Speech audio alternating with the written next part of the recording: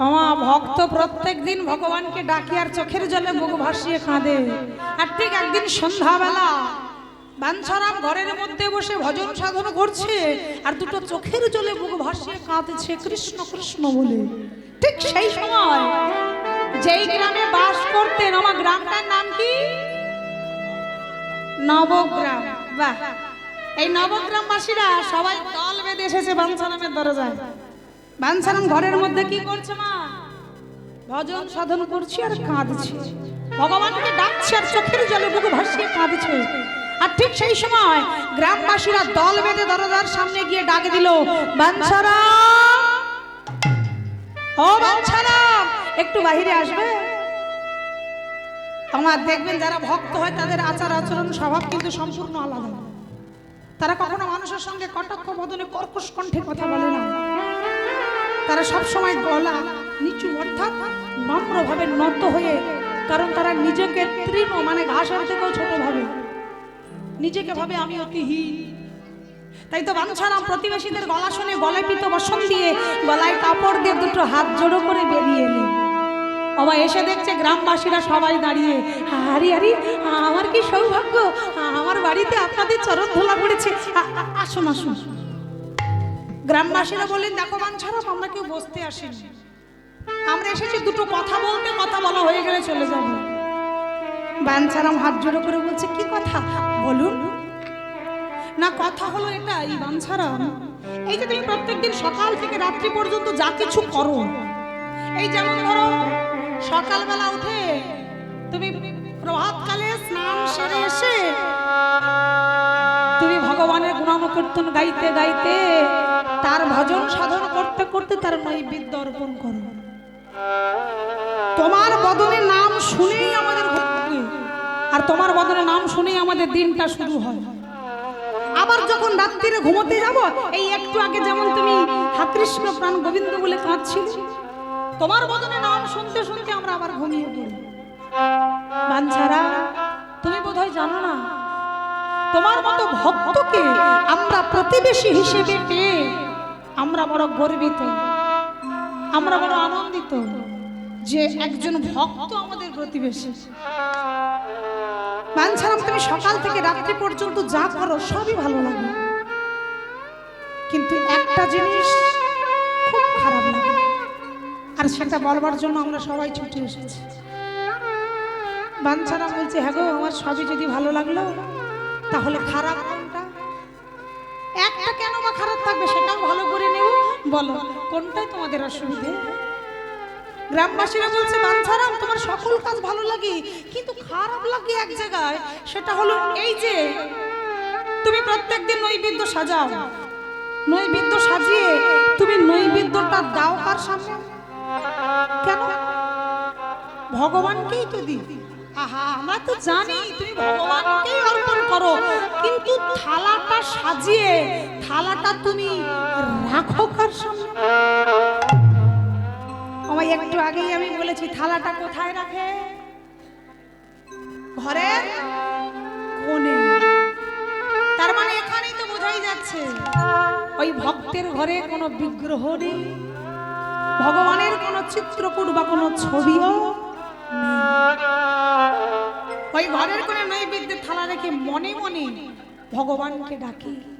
তাই তো গ্রামবাসীরা বলছে, বাঞ্ছারাম, এই কেমন সেবা? এমন সেবা তো আমরা কোনোদিনও দেখিনি। কি আমরা দেখেছি? আমাদের হিন্দু সনাতন ধর্মে প্রত্যেকটি বাড়িতে আপনি মন্দির নাই বা করতে পারুন, দেখবেন ঘরের একটা পাশ দাবায় হোক বা একটা জানালায় হোক ভগবানের ছবি রেখে সেখানে ধূপ দ্বীপ জ্বালাই। কিন্তু কখনো কি দেখেছে ভগবানের ছবি নেই অথচ জানালায় ধূপ দ্বীপ জল বাতাসা রেখে আসতে? কি মা দেখেছে? গ্রামবাসীরা বলছে, বাঞ্ছারাম, আমি কেমন সেবা? এমন সেবা তো আমরা কখনো দেখিনি। তাই আমরা বুঝতে পেরেছি তুমি ভিখারি, তোমার তো বিগ্রহ কেনার পয়সা নেই। তাই আমরা নবগ্রামবাসীরা সবাই মিলে ঠিক করে নিয়েছি, আমরা সিদ্ধান্ত নিয়েছি তোমার মতো ভক্তের ভক্তিটা যাতে বিফলে না চলে যায়। আমরা ঠিক করেছি, আমরা সবার থেকে পয়সা নিয়ে, মানে সবাই মিলে চাঁদা দিয়ে সেই পয়সা একত্রিত করে মথুরার বাজার থেকে একটা বিগ্রহ কিনে তোমার বাড়ি দিয়ে যাব। আমাদের কিছু লাগবে না, তুমি শুধু তার মন ভরে ভজন সাধন করো আর ভক্তি ভরে তার সেবা দাও, এতেই আমরা খুশি। আমার এবার বলুন তো, গ্রামবাসীরা ভালো বলেছে না খারাপ বলেছে? ভালো, যে তোমার বিগ্রহ কেনার পয়সা নেই, আমরা কিনে দেব, শুধু ভক্তি ভরে তার সেবা দিলেই হবে। কিন্তু কথাটা শুনে বাঞ্ছারাম কি বলছে দেখুন। বাঞ্ছারাম সবার প্রথমে যেটা বললেন, ওমা বলুন তো, ভগবানকে সেবা দিতে গেলে কিসের দরকার হয়? শ্বেত পাথরের মন্দির আগে লাগে? ছানা মাখন যেটা ভগবান ভালোবাসে এগুলো নয়, তাহলে কি লাগে? অন্তরের শুদ্ধ ভক্তি আর তার প্রতি দৃঢ় বিশ্বাস। এ জগতে কেউ বলতে পারবে না যে আমি সোনার সিংহাসন করে ভগবানকে বসি, শ্বেত পাথরের মন্দির করেছি তাই ভগবান আমার আকার। কেউ বলতে পারবে না, কারণ এই পার্থিব জগতে ভক্তি যার আবার ভগবান হয়ে যায় তার। ভক্তি বিনা তাকে পাওয়া যায় না। আরে মন্দির থাকলে যদি ভগবানকে পাওয়া যেত, এ জগতে তো আমরা কত মন্দির দেখেছি, কিংবা দেখিনি? কত বিগ্রহ দেখেছি, কত মন্দির দেখেছি। কেউ জোর গলায় বলতে পারবেন আমি অমুক জায়গায় গিয়েছিলাম, একটা মন্দির দেখেছি অনেক জাগ্রত, ওই মন্দিরেই ভগবান আছে? কিংবা এর কোনো সত্যতা আছে? নেই। কারণ ভগবানকে পাওয়া যায় তিন জায়গায়। এক হলো গভীর বনে, দুই হলো ঘরের কোণে, আর তিন হলো মনে। আগে তোমার মনটা স্থির করো। এই যে তুমি ভাবছো, আমা অনেকে আছে মনে মনে ভাবছে সারাদিন সংসারে অনেক কাজ করেছি, আজ একটু ভগবানকে ডাকবো, সন্ধ্যাবেলা একটু ঠাকুর ঘরে গিয়ে তার জপ তপ করবো, একটু ভজন সাধন করব। এই সিদ্ধান্ত নিয়ে আপনি যখন ঠাকুর ঘরে ঢুকছেন, যাওয়ার সময় ছেলে মেয়ে বা নাতি নাতনি ছোট যারা আছে তাদেরকে নিয়ে দল বেঁধে ঢুকছেন। বলুন আপনার হৃদয় ভক্তি আসবে? আসবে। তার কারণ চঞ্চল হৃদয় কখনো ভক্তি বিরাজ করে না। তাকে ডাকতে গেলে চাই নির্জন স্থান, আর নির্জন জায়গায় বসে দুটো নয়ন মোদিত করি একবার তাকে স্মরণ করে দেখো, তুমি তোমার হৃদয় আমার ভগবানের যুগল মূর্তি দেখতে পাবে। আজকে বাঞ্ছারাম কত বড় কথা বলছে, যেটা আমরা জীবনে বলতে পারবো না। ভক্ত বলে তো বড়াই করি, তবে এমন ভক্ত আমরা জীবনে হতে পারবো না। বাঞ্ছারাম জোর গলায় বলছে, ওগো আমি যে প্রতিজ্ঞা করেছি আমি যতদিন বাঁচব, জীবনে কখনো কোনোদিনও বাজার থেকে কোনো বিগ্রহ কিনে আমার বাড়ি আনবো না। গ্রামবাসীরা অবাক হয়ে বলছে, বাঞ্ছারাম তাহলে তুমি তাকে পাবে কি করে? কি তার কৃপা পেতে গেলে, তার মন ভরে সেবা দিতে গেলে বিগ্রহ তো লাগবে, তুমি বাজার থেকে না আনলে তুমি তাকে পাবে কি করে? ভক্ত কত বড় কথা বলছে। বাঞ্ছারাম বলছে, ওগো এটা আমার অহংকার না, এটা আমার বিশ্বাস। যদি আমার অন্তরে ভক্তি থেকে থাকে, যদি আমার অন্তরে তার প্রতি বিশ্বাস আর ভালোবাসা থেকে থাকে, আমি তাকে বাজার থেকে আনবো না। তোমাদের সবার কাছে বলছি, তোমরা সবাই শুনে রাখো, যদি আমার অন্তরে ভক্তি থাকে, ভালোবাসা থাকে আর তার প্রতি বিশ্বাস থাকে, আজ আমি বলছি তোমরা মিলিয়ে নিও, আমার যদি ভক্তি থাকে আমি তাকে আনবো না। আমার ভক্তি ডোরে বাধা পড়ে সে নিজে থেকে আমার বাড়ি চলে আসে। আর যদি না আসে তাহলে জানবো আমার হৃদয় ভক্তি ছিল না, ডাকার মতো করে আমি তাকে ডাকতে পারি। গ্রামবাসীরা অবাক হলো না, বরং উল্টে বললো, বাঞ্ছারাম তুমি তো ভক্ত, কে বলতে পারে ভক্তের কথাটাই একদিন ভুলে গেল? কি আমার ভগবান তো ভক্ত বাৎসল্যকারী হরি, ভক্ত কিছু চাইলেই ভগবান সেটা দিয়ে দেয়। তোমার বাসনা পূরণ করবার জন্য হয়তো ভগবান সত্যি সত্যি একদিন তোমার বাড়ি চলে এলো। এই দিন দেখবার আশায় আমরাও রইলাম, তোমার দৌলতে তো আমরাও তার দেখা পাবো। বাবা এই কথা বলে গ্রামবাসীরা চলে গেলেন। এইদিকে ভক্ত সবার সামনে জোর গলায় বলে দিল, আমার কোনো বিগ্রহ চাই না। 7 ঘন্টা বাজিয়ে আড়ম্বর করে তাকে ডেকে লাভ নাই, ডাকতে গেলে অন্তর থেকে দৃঢ় বিশ্বাস আর ভক্তি দিয়ে ডাকলেই পাওয়া যায়। এত কথা বললেন, আর যেই না সবাই চলে গেল, ওই কুড়ে ঘরের মধ্যে প্রবেশ করে দরজাটা বন্ধ করে ঠিক যেখানেই বসেছিল সেখানে গিয়ে আবার বসলেন। এইবার ভক্তের চাওয়াটা দেখুন। বাঞ্ছারাম হাত জোড় করে বলছে, ও দয়াময়, এই একটু আগে সবাই আমার কাছে এসেছিল তোমার বিগ্রহ দেবার লাগবে। আমি বলে দিয়েছি আমি বাজার থেকে কোনোদিনও কোনো বিগ্রহ আমার বাড়ি আনবো না। কিন্তু জানো তো দয়াময়, আমি তো কখনো তোমার কিছু চাইনি, কিন্তু আমারও তো ইচ্ছে হয়, আমারও তো কিছু চাওয়া পাওয়া থাকে। আমার ভক্তের চাওয়া পাওয়া দেখুন আর আমাদের চাওয়া পাওয়া দুটো কিন্তু সম্পূর্ণ আলাদা। ওই লালাটা তিলক কণ্ঠে তুলসী মালা ধারণ করলেই ভক্ত হওয়া যায় না। ভক্ত বলে বড়াই করব, আর ঠাকুর ঘরে গিয়ে যখন মাথাটা নামাবো, ঠাকুর ধন দাও, দৌলত দাও, বিষয় দাও, বৈভব দাও, ছেলের চাকরি দাও, মেয়ের ভালো ভালো সম্বন্ধ করে দাও, ধনং দেহি যশং দেহি পুত্রং দেহি, খালি দেহি আর দেহি। এরা আর যাই হোক ভক্ত হয় না। আজকে বাঞ্ছারামের চাওয়াটা দেখুন, এমন চাওয়া আমরা চাই না কখনো। বাঞ্ছারাম ভগবানকে ডেকে বলছে, প্রভু জানো তো আমি প্রত্যেকদিন তোমায় মনে মনে ডাকি, কিন্তু আমারও তো ইচ্ছে হয়, আমার খুব ইচ্ছে হয় যখন আমি নৈবেদ্যের থালা সাজিয়ে তোমার সামনে ভোগ নিবেদন করব, আমার খুব ইচ্ছে হয় তোমার দুটো সুন্দর নয়ন থাকবে, সেই নয়নের নয়নে রেখে আমি তোমায় ডাকবো। তোমার সুন্দর দুটো এই যে বাঁকা চরণ, ওই চরণ থাকবে যেগুলো আমি আমার হৃদয়ে পদ্মাসনে বসিয়ে তোমার চরণ সেবা দেব। তুমি যে বাঙ্কে বিহারী ত্রিভঙ্গ ঠামে দাঁড়িয়ে আছো, তোমার এই ভুবনে ভোলানো রূপ যদি আমি একবার দেখতে পেতাম, আমার এই মনুষ্যকুলে জন্ম পাওয়াটাই সার্থক হয়ে যেত। আমি সবার কাছে জোর গলায় বলিলাম আমি তোমাকে বাজার থেকে আনবো না, কিন্তু বলো না প্রভু তুমি কি আসবে না আমার ঘরে? আমি জোর গলায় বলেছি তুমি নিজে আসবে, বলো না দয়াময় কোনোদিনও কি সেই দিন আমার জীবনে আসবে না? কোনোদিনও কি আমি তোমার যুগল চরণ দেখতে পাবো না? ভক্ত কি চাইছে? ভক্ত চাইছে ভগবানের একটা বিগ্রহ যদি পেতাম মন ভরে সেবা দিতাম। আর এই মনের কথাটা যখন বলছে, বলবার সময় দুটো চোখের জলে বুক ভাসিয়ে কাঁদছে, আর এটাই তো আমার ভগবান ভালোবাসে। কি মা বাসে না?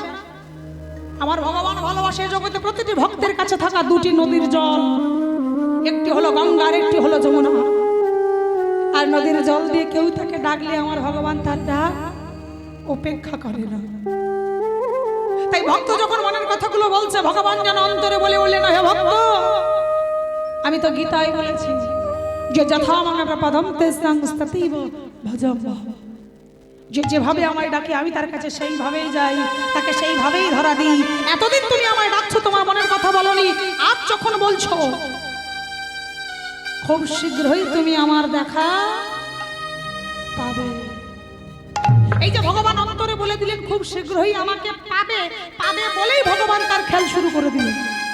কি করলেন না, ভক্ত কোন রকমের রাত্রি পার হলো, পরদিন প্রভাতকালে স্নান করবার জন্য ঘরের বাইরে যেই না বেরিয়েছে, আমার কি দেখছে জানো?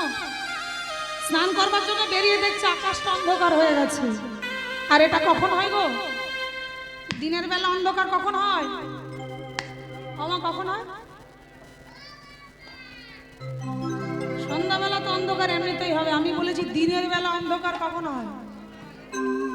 আকাশে অনেক মেঘ করলে ভক্ত দেখেই বুঝতে পারছে যে কোনো মুহূর্তে ভারী বৃষ্টি নামতে হবে। আকাশটা একেবারে ঝুলে আছে, অন্ধকার হয়ে গেছে। ভক্ত প্রত্যেকদিন যায় রাধা কুণ্ডের জলে, কিন্তু আজকের চিন্তা করলেন এই মেঘ জমেছে, যে কোনো মুহূর্তে ভারী বৃষ্টি হবে।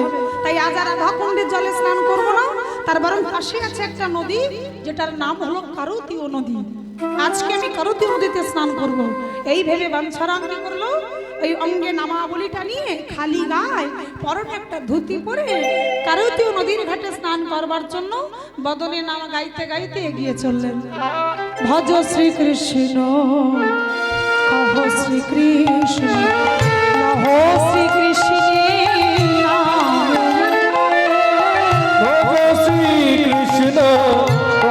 শ্রীকৃষ্ণ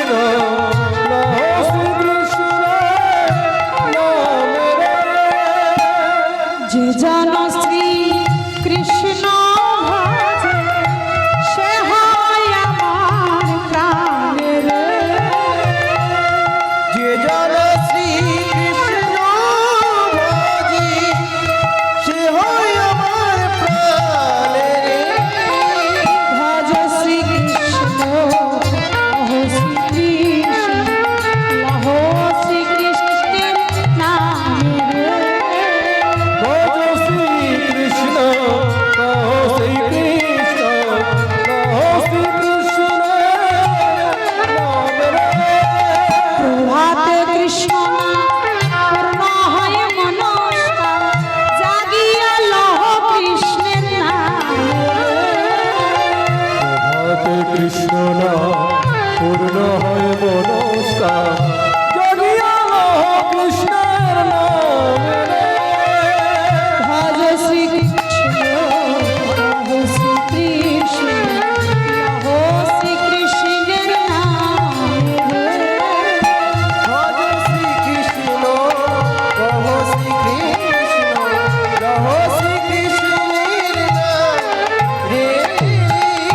আমার বাংলায় একটা প্রবাদ আছে না, কি যেন বলে, যেখানে বাঘের ভয় সকালে সকাল হয়, কি হয়, সন্ধ্যা হয়। ভক্ত যে ভয় ভাকুণ্ডে গেল না, কারতী নদীতে স্নান করতে এলো, এসে দেখছে অনেক ভক্তই স্নান করছে। এখন পাশ দিয়ে বাঞ্ছারাম ঘাটে স্নান করবার জন্য যেই না চরণটা দিয়েছে, ওই যে আকাশটা ঝুলেছিল, হঠাৎ শুরু হলো সনসন শব্দে ঝড়ো হাওয়া। আর ঝড়ো হাওয়া বইতে শুরু করলো, চারিদিক অন্ধকার হয়ে যাচ্ছে।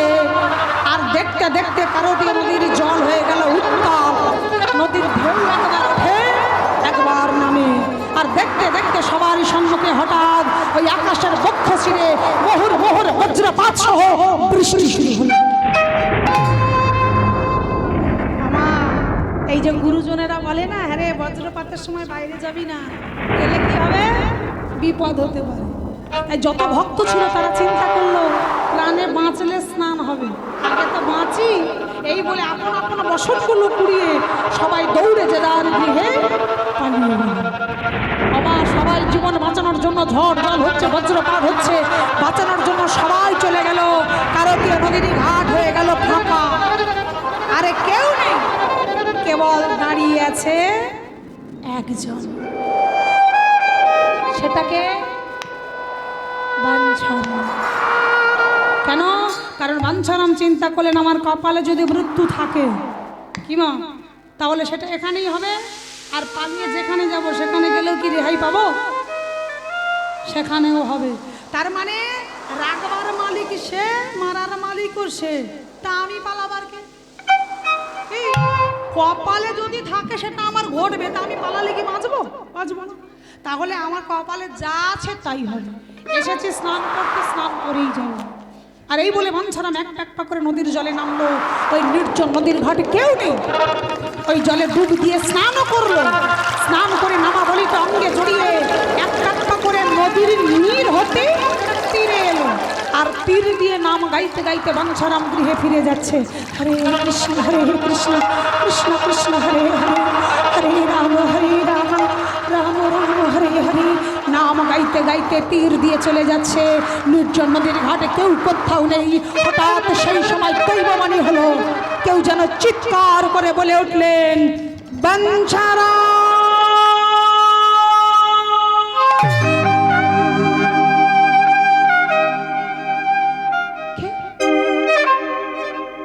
কে ডাকলো আমার?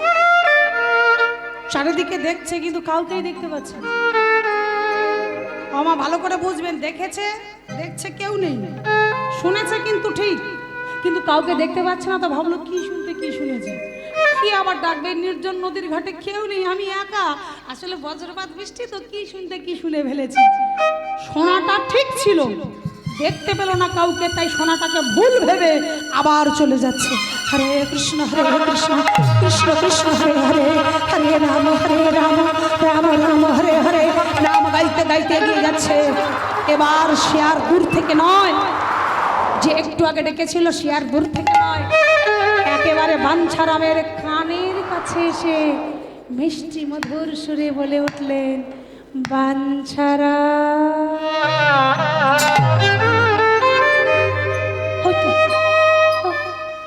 ওই তো সেটা। আমার ভুল একবার হয়, বারবার কি আর হয়? প্রথমটা শোনার ভুল ছিল, দ্বিতীয়বার তো শোনার ভুল হতে পারে না। আমার মনে হচ্ছে যে আমাকে ডাকছে সে হয়তো আমায় দেখতে পাচ্ছে, কি আমি হয়তো তাকে দেখতে পাচ্ছি না, এমন তো হতেই পারে। তাহলে সে কেন ডাকছে এটা জানতে গেলে আগে তার ডাকে সাড়া দিতে হবে। তাই কাউকে দেখতে পাচ্ছে না, তবুও অজানা ডাকের সাড়া দেওয়ার জন্য মানছাড়া নদীর তীরে দাঁড়িয়ে চিৎকার করে বলে উঠলেন, কে কে তুমি? বারবার আমার নাম ধরে ডাকছো, আমি তোমায় দেখতে পাচ্ছি না, কোথায় তুমি? আমার যখনই বারবার বলছে কে তুমি, কোথায় আছো তুমি, অমনি অপর দিক থেকে সেই কণ্ঠ ভেসে এলো, আবার ডাক দিল, বাঞ্ছারা।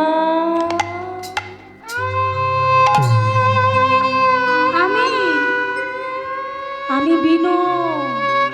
কে বিনো?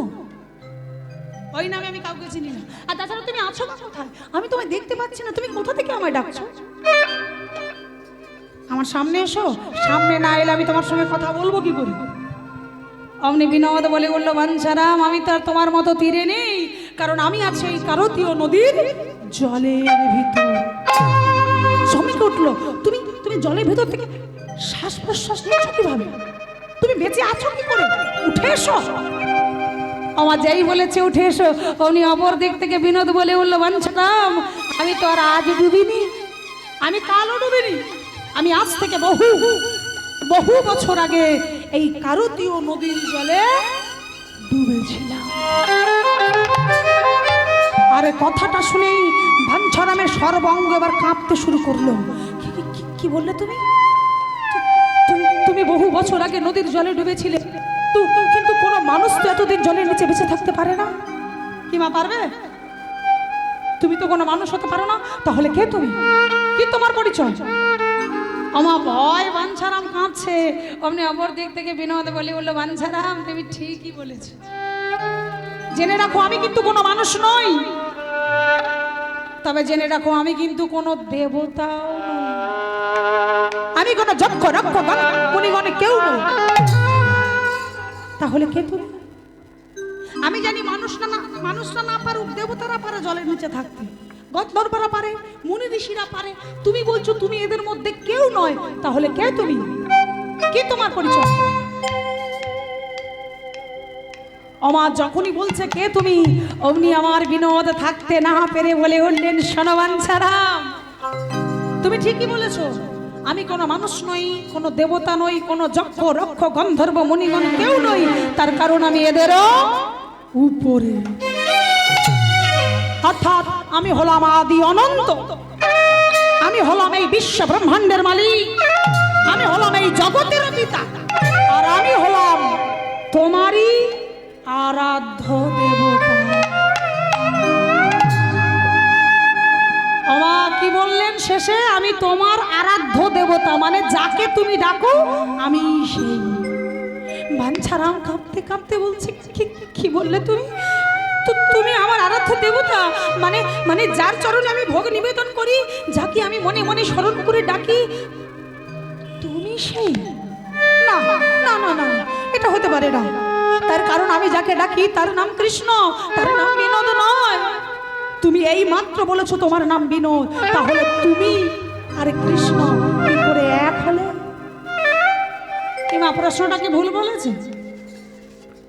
ভগবান হাসতে আরম্ভ করলেন, বাঞ্ছারাম, বাবা বাবা, তুমি আমার ভক্ত বটে, তুমি এটা জানো না যেই কৃষ্ণ সেই বিনোদ? তবু তোমার মনে মনে সংশয় জেগেছে যে কৃষ্ণ আমি, তবু তোমাকে বিনোদ নামটা কেন বললাম? আমি তো কৃষ্ণই বলতে পারতাম, তোমাকে বিনোদ কেন বললাম? এই সংশয়টা আমি দূর করে দিচ্ছি।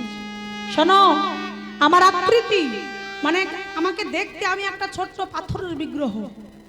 আজ থেকে বহু বছর আগে বৃন্দাবনের এক ভক্ত আমাকে সেবা দিত, আর সেই ভক্তই ভালোবেসে আমার নাম রেখেছিল বিনোদ। সেই ভক্তের জীবনে যখন বার্ধক্য নেমে এলো, বৃদ্ধ হলো, সেবা দেওয়ার শক্তিটাই কমে গেল। কি মা, কমবেই তো, বয়স হলে চলতে পারবে না, ভগবানকে সেবা দেবে কি করে? আর সেই ভক্তই আমাকে প্রশ্ন করেছিল, প্রভু এতদিন ধরে তোমাকে সেবা দিয়েছি, তোমাকে ডেকেছি, এবার তো বার্ধক্য এসেছে জীবনে, ডাক এলেই চলে যাব, তাহলে আমার অবর্তমানে তোমার সেবা দেবে কে? সেই ভক্ত প্রশ্ন করেছিল, আর আমি সেই ভক্তকে বলেছিলাম, হে ভক্ত, তুমি চিন্তা করো না, তুমি এক কাজ করো, তুমি আমাকে ওই কারতীয় নদীর জলে বিসর্জন দিয়ে দাও। যেমন করে তোমাকে আদেশ করছি বিসর্জন দেওয়ার, তেমন করে জগতে আমার অনেক ভক্ত আছে। কিংবা ভক্তের কি অভাব আছে? অনেক ভক্ত। ভগবান নিজেই বলছে, আমার মন মতো কাউকে আমি ডেকে আমি তাকে আদেশ করব, আর সেই আমাকে নদীর বক্ষ থেকে উদ্ধার করে নিয়ে গিয়ে তার মন্দিরে প্রতিষ্ঠা করে আমার সেবা দেবে। আর আমার আদেশ শুনে সেই ভক্তই আমাকে নদীর জলে বিসর্জন দিয়ে গেছে। আর সেই থেকে এতগুলো দিন, এতগুলো বছর আমি নদীর জলের ভেতর পড়ে আছি, কিন্তু বাঞ্ছার আমার নয়, আর নয়, কারণ এবার আমার আশা, এবার আমার ইচ্ছে, আমিও সেবা গ্রহণ করব। তাই এত ভক্ত থাকতে আমি আর কাউকে নয়, বাঞ্ছারাম ভক্ত আমার অনেক আছে, আমি আর কাউকে বেছে নিলাম না। বাঞ্ছারাম, আমি আর কাউকে নয়, আমি বেছে নিলাম তোমায়। আমি তোমার কাছে যাব, তুমি আমায় উদ্ধার করো, আমাকে নদীর বক্ষ হতে উদ্ধার করো। নিতাই গৌর কৃষ্ণ। আমার ভক্তকে ভগবান ডেকে বলছে, আমি তোমাকে বেছে নিয়েছি, তোমার বাড়ি যাব, তুমি আমাকে নিয়ে চলো। বলুন তোমা, আমরা যাব না নিতে? ভগবান ডাকছে, নিয়ে চলো। ছুটে গিয়ে তুলবো না জল থেকে? ভক্ত কত চালাক দেখুন। এই যে বাঞ্ছারাম, প্রথমে ভগবান যেই বললেন তুমি আমায় উদ্ধার করো, বাঞ্ছারাম বলছো, বিনোদ, হে জগতে এত ভক্ত থাকতে তুমি আর কাউকে নয়, আমায় কেন বেছে নিলে? কেন বেছে নিলে? ও বুঝেছি, আমি কাল সবার কাছে বলেছি আমি তোমায় বাজার থেকে আনবো না, তুমি নিজে আসবে, তাই বুঝি তুমি আমায় ধরা দিচ্ছ? এত দয়া তোমার। অভিনব, তুমি দাঁড়াও, আমি আসছি। ভগবান ডাকলো, ভক্ত সাড়া দিয়ে ছুটে যাচ্ছে ভগবানকে তুলবার জন্য। বিনোদ দাঁড়াও, আর দাঁড়াও বলে নদীর তীর দিয়ে ছুটতে ছুটতে এসে কারতীয় নদীর জলে ঝাঁপ দিল। আমার ভালো করে লক্ষ্য করুন, ভগবান বলছে বিনোদ আমায় নিয়ে, বিনোদ ডাকছে আমাকে নিয়ে চলো, আর বাঞ্ছারাম বলছে বিনোদ দাঁড়াও, আমি আসছি, তোমাকে নিয়ে যাব, তুমি দাঁড়াও।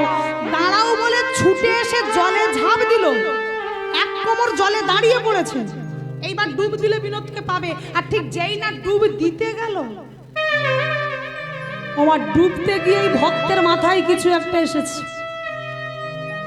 আর যেই না ডুব দিতে গেল, মাথায় যখন কিছু একটা এলো, অমনি ভগবান ডাকছে তো কি হয়েছে, আর ভক্ত জলে ডুব দিল, বরং আরো সোজা হয়ে দাঁড়ালো, এক কোমর জলে দাঁড়িয়ে রইল। জলের ভিতর থেকে ভগবান বলছে, কি হলো, কি হলো বাঞ্ছারাম, আমাকে উদ্ধার করো, তুমি তুমি এখনো দাঁড়িয়ে আছো কেন? ভগবান ডাকছে আমায় উদ্ধার করো, আর অমনি বাঞ্ছারাম কি বললো জানো? যে একটু আগে বলতে বলতে এসেছে দাঁড়াও আমি আসছি, আর সেই এখন বলে উঠল, বিনোদ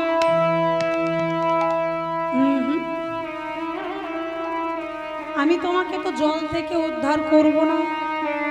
কেন? এই তো এইমাত্র তুমি আমায় উদ্ধার করবে বলে ছুটে এলে, আর আমার এত কাছে এসে আমায় তুলবে না? আমায় জল থেকে তোলো, আমায় উদ্ধার করো জল থেকে। অমনি বাঞ্ছারাম বলে উঠল, বিনোদ তুমি কি ভেবেছো?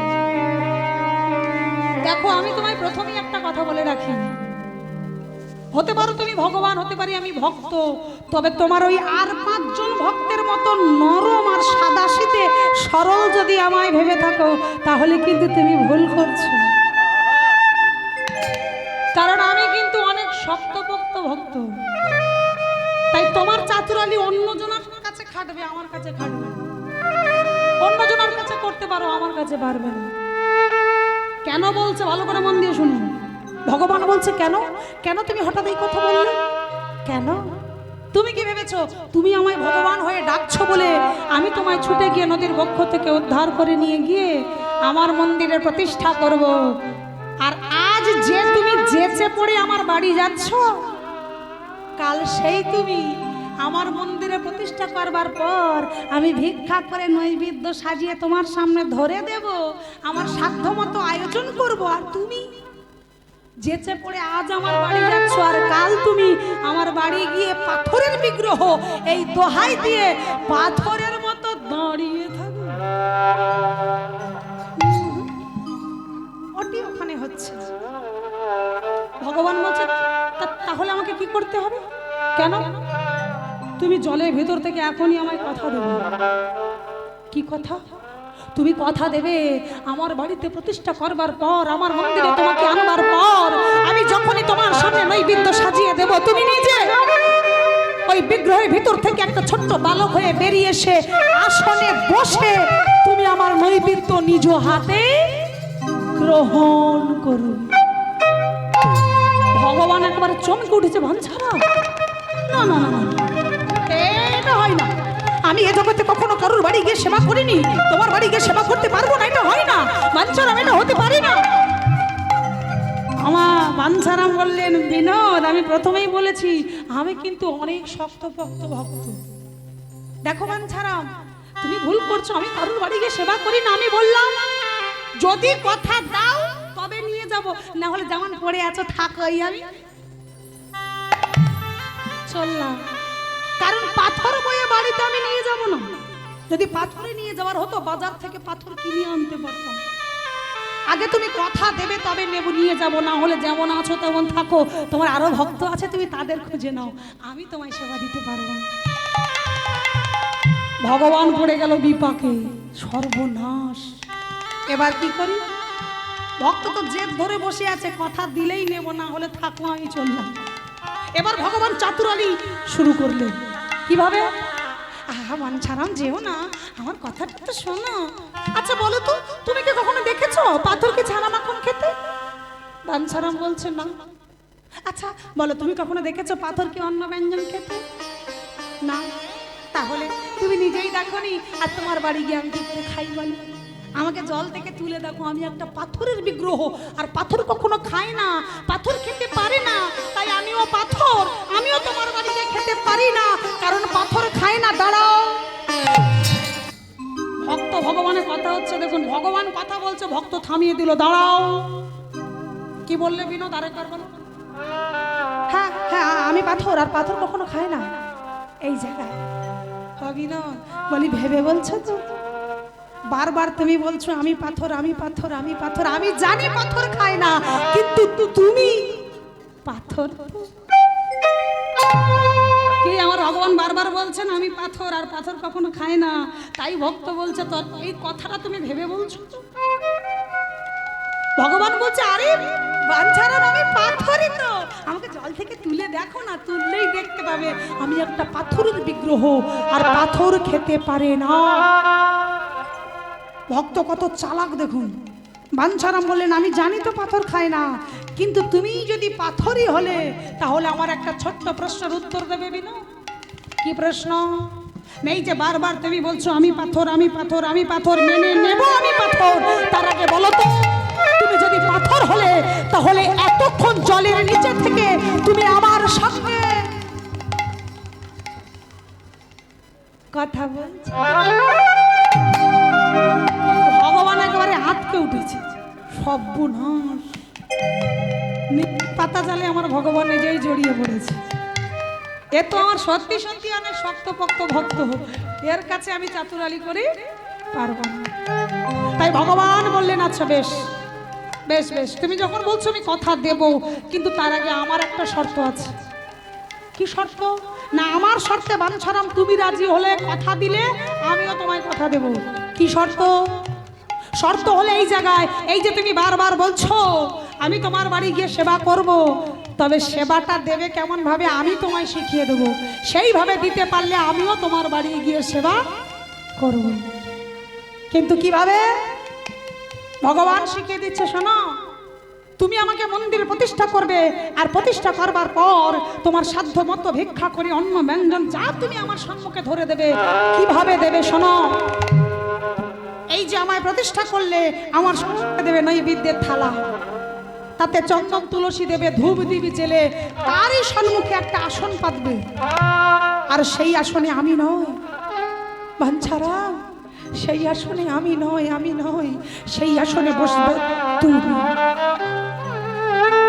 বাঞ্ছারাম চমকে উঠল, আমি? হ্যাঁ বাঞ্ছারাম, তুমি। কারণ সেই আসনেই বসে তুমি আমার বিগ্রহের দিকে দুটো হাত বাড়িয়ে বলবে, বিনু, ও বিনু, এসো।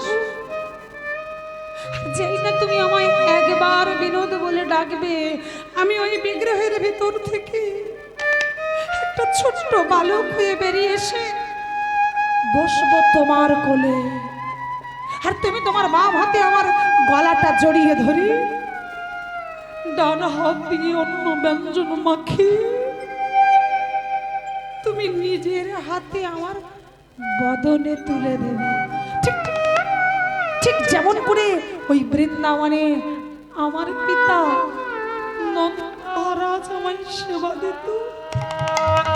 জানো তো বাঞ্ছারা, বহু বছর হয়ে গেলাম আমি পিতার ভালোবাসা পাইনি। আজকে আমি তোমায় বলছি, তুমি আমার পিতার মতো করে আমায় খাইয়ে দেবে। তুমি আমার ভক্ত, তবুও কেন বললাম পিতৃস্নেহে সেবা দিতে? তার কারণ আমি তো বলেছি, ভক্ত আমার পিতা মাতা, ভক্তই আমার গুরু, ভক্ত আমার নাম রেখেছে আমি বাঞ্ছা কল্পতরু। ভক্ত রেখেছে না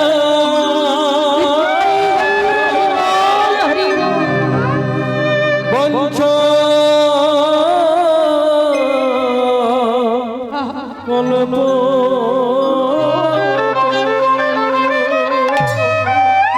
তাই তুমি আমার ভক্ত নও, ভক্ত নয়, তুমি হলে আমার বাবা।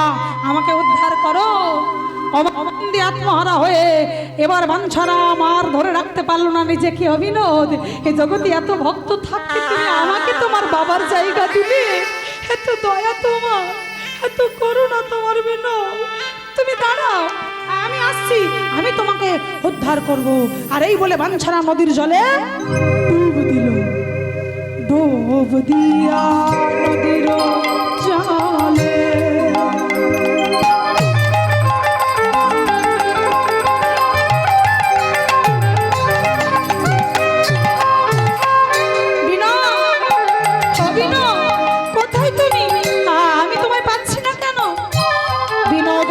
বলি খোঁজিতে গিল।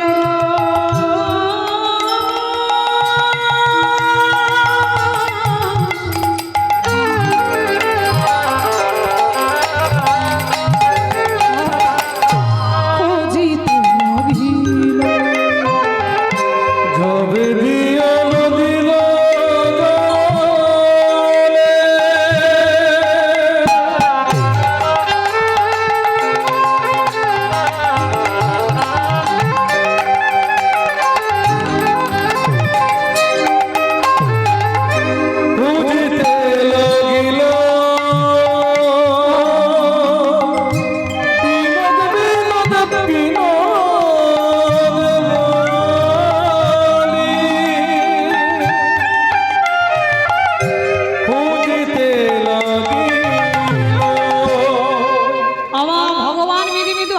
কেন না? বাঞ্ছারাম সকালে যখন বেরিয়েছিলে স্নান করতে, মানে মনে মনে বলছে, একবারও কি ভেবেছিলে যে আজ তুমি আমায় পাবে?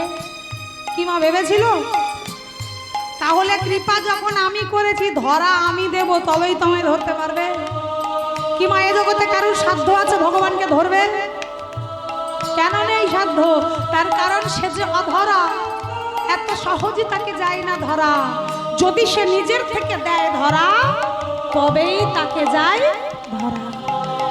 তাই তো ভক্ত নদীর জল তোলপাড় করছে, আর আমার ভগবান থাকতে না পেরে জলের ভিতর থেকে নিজেই ছুটে গিয়ে ভক্তের চরণ জড়িয়ে ধরল। আমার যেই না চরণ জড়িয়ে ধরেছে আমার ভগবান, ভক্ত তো আর জানে না চরণকে ধরেছে। ওই বাঞ্ছারাম দেখছে চরণটা আটকে গেছে, আর ছাড়াতে পারছে না। কি চরণে আটকালো দেখি তো। আমার দেখবার জন্য জলে যেই ডুব দিল, যে চরণ ধরেছিল তাকে চরণ থেকে ছাড়িয়ে যেই না তীরে আনলো, আমার কি দেখছে না দেখছে এতক্ষণ তার সঙ্গে যে কথা বলছিল সেই বিনোদ। আর বিনোদকে দেখতে পেয়ে ওই বাঞ্ছারাম এবার কপাল চাপড়ে কাঁদছে। কেন না ভগবান হয়ে ভক্তির চরণ ধরেছে। আমার কপাল চাপড়ে কাঁদছে, আর কি বলছে, বলে হায় হায় বিনোদ,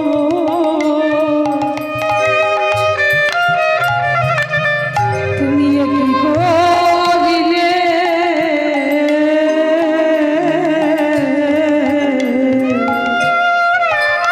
বলে হাই হাই বিনোদ। আরে দাঁড়াও শোনো, দেখো আমি কিন্তু কোনো ভুল করিনি। প্রথম কথা, আমি কোনো ভুল করিনি, তার কারণ আমি কোনো ভুল করতেই পারি না। তার একটাই কারণ, আমি হলাম ভগবান।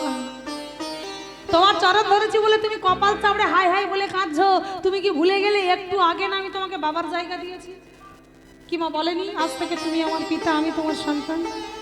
তাহলে বাবা যখন হয়েছো, ছেলে বাবার চরণে হাত দিলে বাবার কোনোদিন অপরাধ হয়?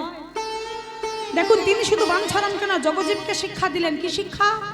সন্তান যত বড়ই হোক, এমএলএ এমপি মন্ত্রী মিনিস্টার যাই হোক, সারা দেশবাসী তার ছেলেকে প্রণাম করতে পারে।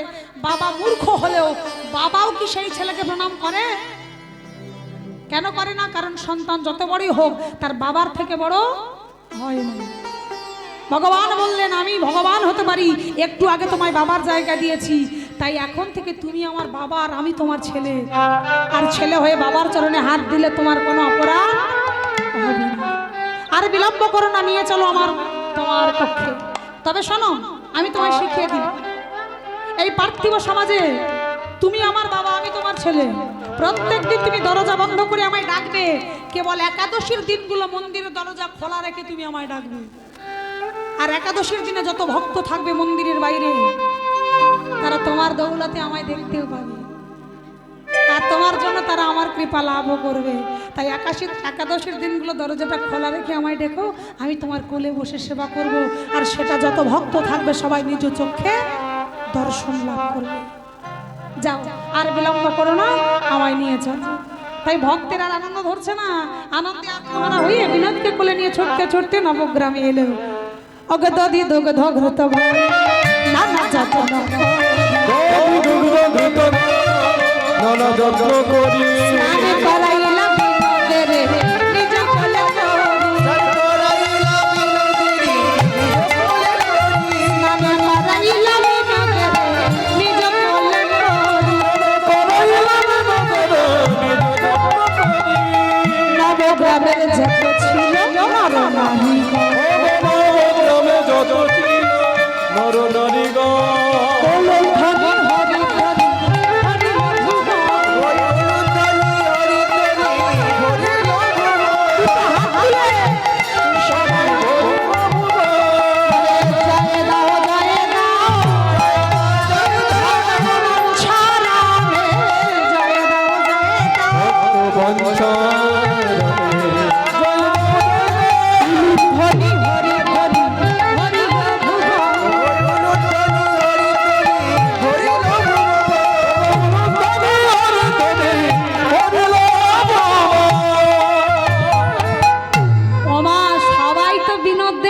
সবাই দুটো চোখ ভরে দেখছে।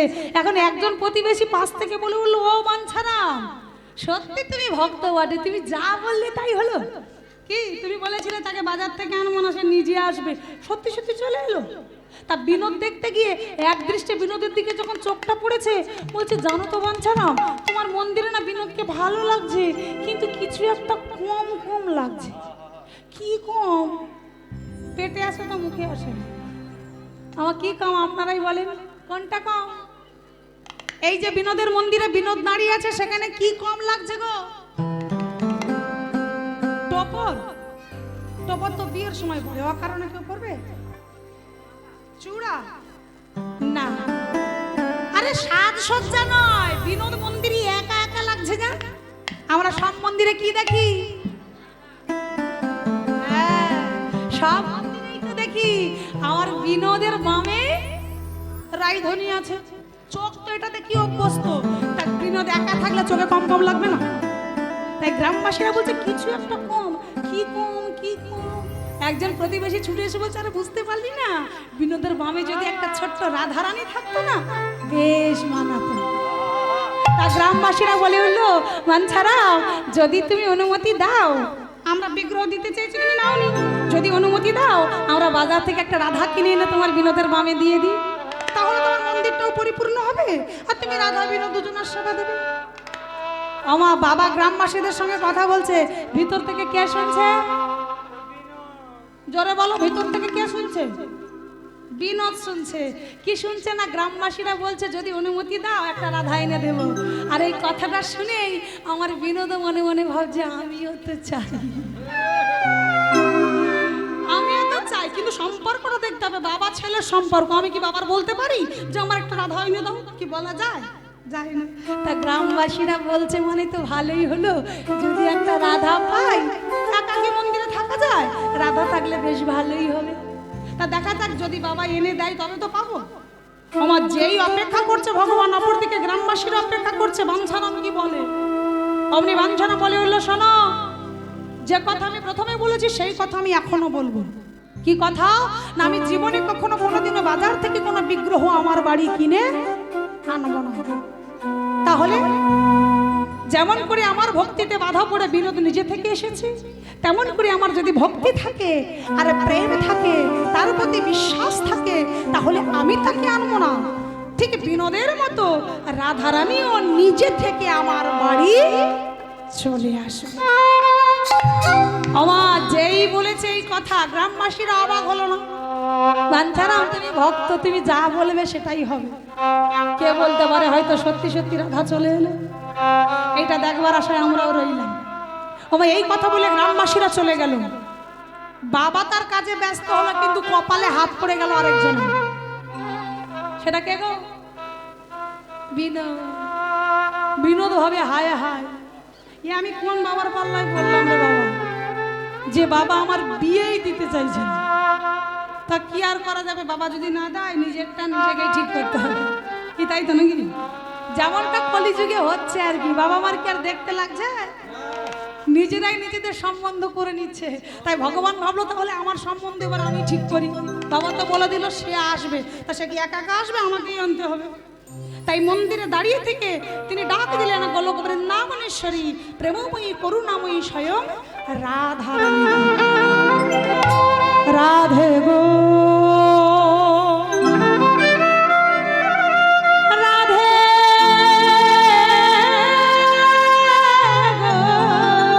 রাধে রাধে গো, এসো এসো রাধে, বসো আমার বামে পাশে, তোমার জন্যই আমার বাম দিকের আসন ফাঁকা পড়ে আছে। তুমি হবে আমার বিনোদিনী, আমি হব তোমার বিনোদ। আমার সবার শেষে বললেন, এসো রাধে, এবার তুমি জন্ম নাও। নিতাই গৌর, হরি বল, হরি বল, হরি বল।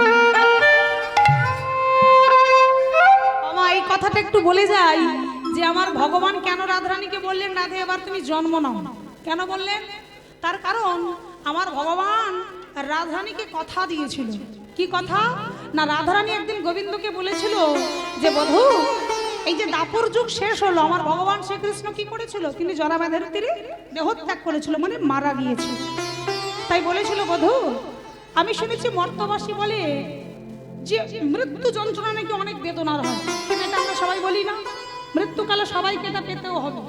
তাই এই যন্ত্রণাটা কেমন হয় সেটা তো আমার জানা হয়, কারণ আমার ভগবান সশরীরে ভগবানকে মানে রাধারানীকে গোলকে পাঠিয়ে দিয়েছিল। তুমি পেয়েছো, মানে ভগবানকে বলছে মৃত্যু যন্ত্রণা তুমি পেয়েছো, কই আমি তো পাইনি। তাহলে এই মৃত্যু যন্ত্রণা কেমন, এটা কি আমি কোনোদিনও জানতে পারবো না? আমি একটা যন্ত্রণা পেয়েছি, সেটা হলো কৃষ্ণ বিরহ যন্ত্রণা। 100 বছর তোমায় হারিয়ে হাহাকার করেছি, তাই আমি উপলব্ধি করে দেখব ওই মৃত্যু যন্ত্রণা বেশি বেদনার নাকি কৃষ্ণ বিরহ বেশি বেদনার। তাই আমি উপলব্ধি করব, তাহলে মৃত্যু যন্ত্রণা কি আমি পাবো না? ভগবান বলেছিল, রাধে এটা মর্তধাম, এই মর্তে আশা যাহাদের, মরতে আশাই তাহাদের, যেই জন্ম নেবে তার মৃত্যু হবে। তুমি যখন চাইছো তোমার বাসনা পূর্ণ হবে, তবে যেদিন আমি তোমাকে আবার ধরায় ডেকে নেব, যখন সময় হবে তুমি আবার ধরায় জন্ম নেবে, আর জন্ম নিলেই তোমার মৃত্যু হবে, আর মৃত্যু হলেই তুমি মৃত্যু যন্ত্রণা উপলব্ধি করতে পারবে। আমার এই যে কথা দেওয়া ছিল, তাই তো ভগবান আজকে ডেকে বলল, রাধে সময় হয়েছে, এবার তুমি জন্ম নাও। কোথায়? না এখন তো আর বৃন্দাবনে বৃষভানু রাজা নেই, এখন তারাস জেলা যার অধীনে আছে সেই বৃন্দাবনের জমিদার বনমালী রায় বাহাদুর। এখন তুমি জন্ম নাও ওই জমিদারের ঘরে। আমি আছি আমার বাবা মানে বাঞ্ছারাম ভিখারি নবগ্রামে আমার বাবার ঘরে আছি, আর তুমি যাও বৃন্দাবনের জমিদারের ঘরে, ঠিক সময় মতো তোমার সঙ্গে আমার আবার দেখা হবে। আমার এই কথা দিয়ে দিলেন, আর ভগবানের আদেশে আমার রাধারানী আবার গেলেন বৃন্দাবনে। আর এদিকে বৃন্দাবনের জমিদার বনমালী রায় বাহাদুর এতদিন নিঃসন্তান ছিল, যাকে বলে আটকুড়ো। ভগবানের কৃপায় দেরিতে হলেও একটা কন্যা তো হয়েছে, তাই বৃন্দাবনে আনন্দের কলরব, সকল ব্রতমাইয়েরা ছুটে এসেছে। কই কই দেখি দেখি জমিদারের নাকি ফুটফুটে একটা কন্যা হয়েছে। ওমা এসে দেখছি চাঁদের মতো রূপ, কিন্তু জন্মের পর থেকে মেয়েটা শুধু কাঁদছে, কান্না থামানো যাচ্ছে না। এবার বলুন তো মা, বৃন্দাবনে ব্রজমাইয়েরা সদা সর্বক্ষণ বদনে কি বলে?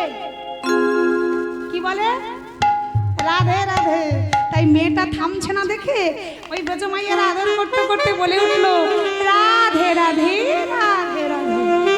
আর যেই না রাধা নাম বলেছে অমনি মেয়েটা কান্না থামিয়ে দিয়েছে। বনমালী রায় বাহাদুর দূর থেকে দেখে চিন্তা করলেন, আহা আমার মেয়ের বোধহয় রাধা নামটা বড় ভালো লেগেছে। তাই সবার সামনে ঘোষণা করলেন, শোনো, আজ থেকে আমার এই ছোট্ট কন্যা রত্নটির নাম রাখলাম আমি রাধা রানী। আমার রাধারানীকে পেয়ে আজ আনন্দ ধরছে না, সবাই আনন্দে আত্মহারা হয়ে রাধার জয় জয়কার করছে। বলি রাধা রানী কি, রাধা রানী কি, রাধা রানী কি। একটু জোর করে উলুধ্বনি হয়ে যা। ओ तुम्हें क्या पता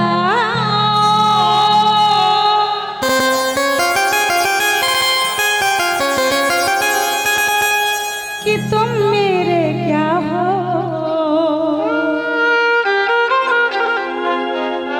मेरे जिंदगी का तुम आस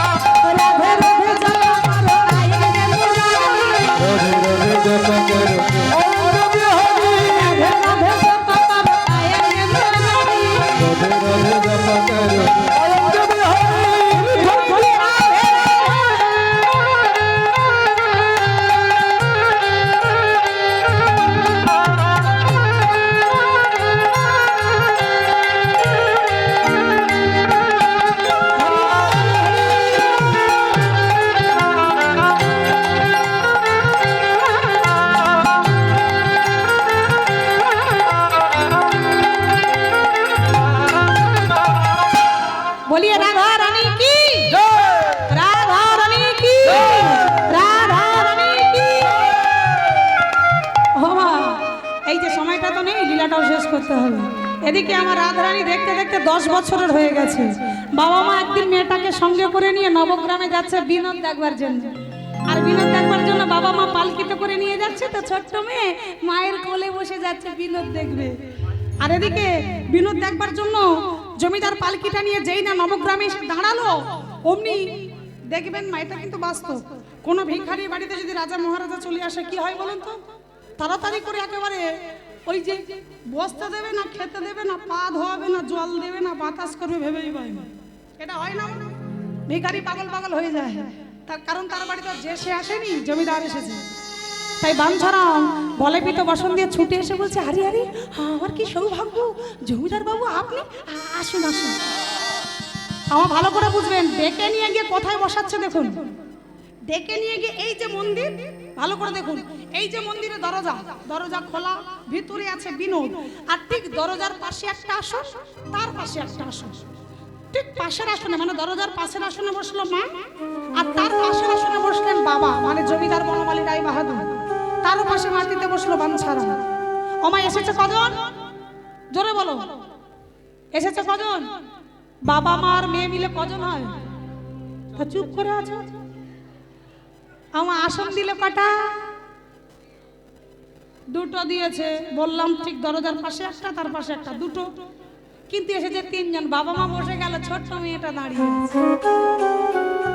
আসলে ছোট তো, ছোট বলে ওর আর ভ্যালু নেই। তা আমরা মায়েরা কি করি? সন্তান দাঁড়িয়ে থাকলে কি বলি মা? কি বলি?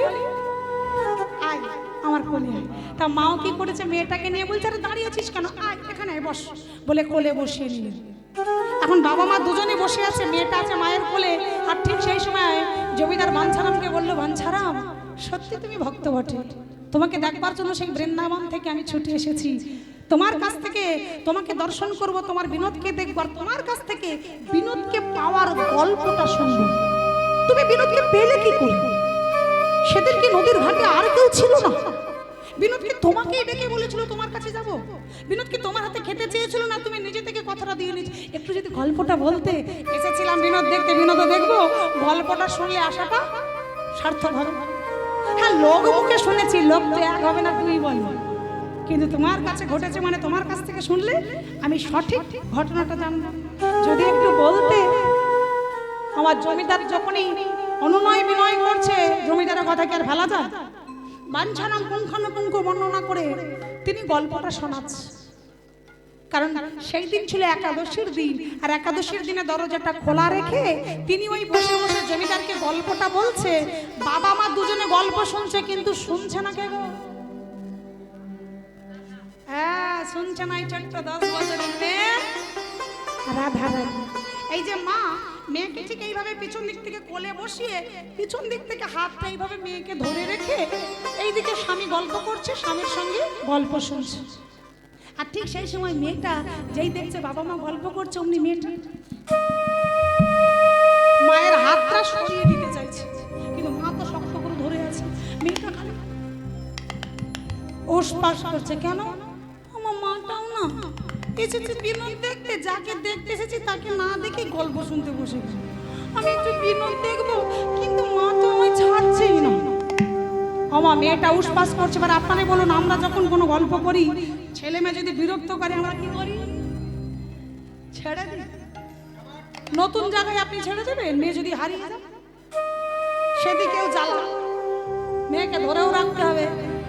এখন মা চিন্তা করলে মেয়েটা ছটফট করছে, উনি মা রেগে গিয়ে মেয়েটাকে একটু ধমক দিলাই, বারবার বিরক্ত করছে। ওমা যেই বলেছে বস, মেয়েটা তো একবার শান্ত হয়ে বসে পড়েছে। মা এমন হয়ে গল্প শুনছে, আর মেয়েটা উসপাস করতে করতে মা মেয়েকে ধরে, মানে এই যে পিছন হয়ে ধরেছিল, ধমক দিয়ে মেয়েকে বুকে জড়িয়ে ধরলো। আর মেয়েটা মায়ের গলা জড়িয়ে ধরে চুপ করে আছে। ওমা মেয়েটা উসপাস করতে করতে করতে ও বুঝে গেল বিনোদ দেখতে গেলে আর উঠতে হবে না, মায়ের কোলে বসে আমি বিনোদ দেখতে পাবো। কি করে? আমা কি করে? এই যে আমি বললাম, দরজার পাশে আছে মা, আর মায়ের কোলে আছে মেয়ে। তার মানে দরজার একটা কপাটের ঠিক এপারে আছে রাধারানী, আর ওপারেই আছে বিনোদ। তাই মায়ের কোল থেকে শুধু একটু খাত হলেই সরাসরি বিনোদ দেখা যাবে। ভাত ধরে আছে, থাক আজ আমি বিনোদ দেখবই দেখবো। তাই মা ধরে রেখেছে, আর মেয়েটা আস্তে আস্তে কাঁধ হয়ে গেল। যেই না কাঁধ হলো, দেখলো বিনোদের মন্দিরে বিনোদ দাঁড়িয়ে আছে। নয়নটা পড়বে তো পড়ুক, একেবারে বিনোদের নয়নে পড়লো। আর যেই না পড়লো, মেয়েটা চমকে উঠলো। আর যেই না চমকে উঠে, মেয়েটা ভয় কাঁপছে। আমার চমকে উঠলো কেন জানো? মেয়েটা নিজের চোখ দুটো ডলছে, আর নিজের চোখকে বিশ্বাস করতে পারছে না। হে, আমি কি দেখলাম? আমি দেখলাম বিনোদ। বিনোদ কি না আমার? কি করলো? যেই না তাকালো, দেখলো এই ছোট্ট মেয়েটা বিনোদের নয়নে যেই না নয়ন পড়লো, বিনোদ এই যে বাঁশি হাতে দাঁড়িয়েছিল, রাধার নয়ন যেই না মন্দির এলো, সঙ্গে সঙ্গে নয়নে নয়নী ইশারা করলো। মেয়েটা ভয় কাঁপছে। হে, আমি কি দেখলাম? বিনোদ আমাকে ডাকছে। না না না, এটা হতে পারে না। তাই এটা ঠিক কি ভুল দেখতে গেলে কি করতে হবে? আরেকবার। আর এই ভেবে মেয়েটা দ্বিতীয়বার দেখবার জন্য যেই না বিনোদের মন্দিরে আবার কাঁধ হলো। প্রথমবার বিনোদ বাঁশি হাতে চোখের ইশারা করলো, আর দ্বিতীয়বার এক হাতে বাঁশিটা ধরে আর এক হাতে। আমার একবার ভাবুন মেয়েটার অবস্থা কেমন। মেয়েটা ভয় কাঁপছে। হে, আমি কি দেখছি? বিনোদ আমাকে ডাকছে। না না, এ হতে পারে না। মেয়েটা ছটফট করতে করতে মেয়েটা চিন্তা করলো, আমি আরো একবার দেখবো। আমার তাহলে দেখাটা কবার হবে? সংখ্যা ধরে তিনবার, উলুধ্বনি তিনবার, পুষ্পাঞ্জলি তিনবার, দেখাটা কেন দুবার হবে?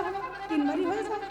ভাবলো তিনবার যদি একই জিনিস দেখি তাহলে দাঁড়ানো কোনো ভুল নয়, এটাই বাস্তব, যেটা ঘটছে আমি সেটাই দেখছি। তাই তৃতীয়বারের মাথায় যেই না কাঁধ হলো, এবার আর কোনো ইশারা নয়, চিৎকার করে ভগবান রাধারানীকে ডাকলো।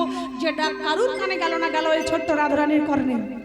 আমা হাত বাড়িয়ে যখনই ডাকলো, কেমন করে দেখুন, এই যে প্রথমবার চোখের ইশারা, দ্বিতীয়বার এক হাতে বাঁশি ধরে এক হাত ছানি দিয়ে, আর তৃতীয়বার বাঁশিটা কোমরে গুজে দুটো হাত বাড়িয়ে বলে উঠলেন, রাধে রাধে গো।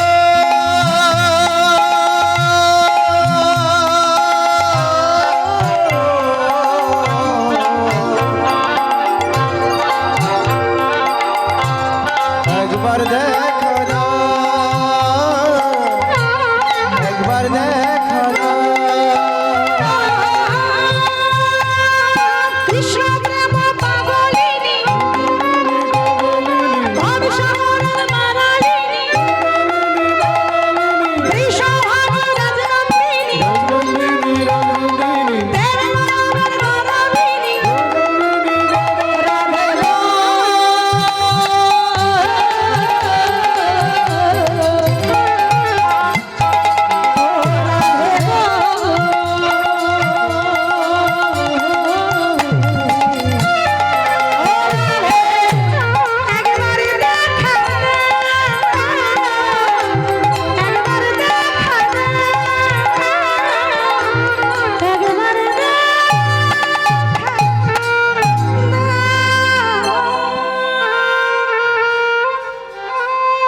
আমার দল তো চলে এসেছে। তাই বিনোদ রাধারানীকে বামে নিয়ে ঘরে দাঁড়িয়ে আজ আমাদের এখানে লীলা বিশ্রাম করছে।